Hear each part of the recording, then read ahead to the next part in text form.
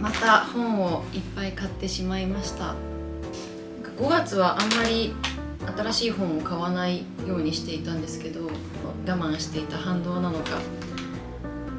次から次へと手に取ってしまって、読むスピードより買うスピードの方が速いっていうあるあるだと思うんですけど、買ったものを紹介します。講談社の新書サイズの2冊です。で腸と脳の科学っていうものとアレルギーの科学っていう、本です。自分の中で今腸活がブームになっていて、前も2冊腸に関する本を読んだんですけど、その本で脳腸相関っていうざっくりとした説明だと、腸と脳がお互い関わり合っているっていうことに触れられていて、と思ってたら、もうそれ専門の、その脳腸相関専門の新書を見つけたので買ったのと、あとはアレルギーの仕組みみたいなところにも今興味があるので、どういう仕組みでアレルギーが起こってるのかなっていうのがちゃんと知れたらいいなと思って買いました。結構この2つは専門書っぽい内容ですね。あとこの2冊、柏木弘樹さんという方の痛いところから見えるものっていうのと、口の立つやつが勝つってことでいいのかっていうやつ2冊買いました。柏木弘樹さんの本は今まで読んだことがなくて、これが初めてなんですが、この口の立つやつが勝つってことでいいのかっていう本は、もうこの本の存在はずっと認識して興味あるなと思いつつも買わないでいたんですけど、ずっと興味あるまま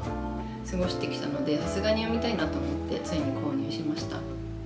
もう一冊の方はタイトルと、あと私あるあ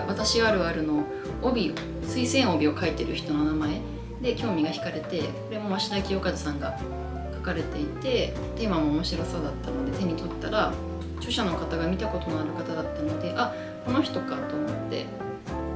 買ったものです。で最後2冊、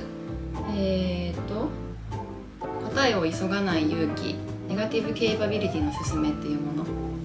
ネガティブケイパビリティっていう考え方は今まで聞いたことなかったんですけど、さらっと目次とか読んですごい面白そうだし、私が毎日過ごしていく上で SNS とか本とか読んだ時に考えたこと、感じたこととかに向き合う時に結構大事にしたい考え方に近いのかもと思って、もうちょっと理解を深めたいなと思って買いました。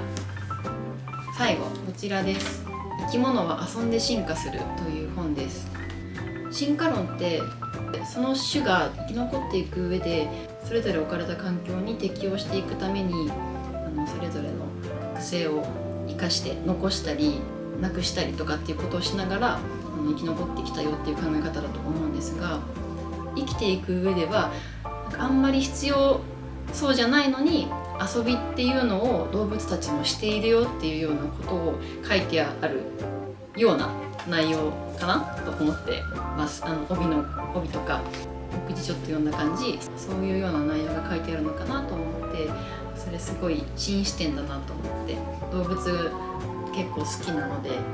すごく興味があって買いました。合計6冊で1万2000円とかぐらいのものです。もう今月は買わないようにしますと言いつつ、もう今すでに近くの書店に読みたい本を注文して取り寄せてもらっているものが2冊あるので、それだけはもう買う予定が立ってしまっているんですけど、それを最後にちょっと今月は我慢しようと思います。